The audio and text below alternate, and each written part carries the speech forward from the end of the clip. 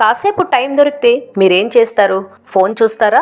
నిద్రపోతారా? Comment చేయండి. Hi, నా పేరు లక్ష్మి. వెల్కమ్ టు నా ఇల్లు నా కథలు. నా డే మార్నింగ్ 5:30కి స్టార్ట్ అవుతుంది. ఫస్ట్ కిచెన్ లోకి వచ్చి ఓ గ్లాసుడు వేడి నీళ్ళు తాగుతాను. తర్వాత చీపురు కట్ట పట్టుకొని క్లీనింగ్ పనులు స్టార్ట్ చేస్తాను.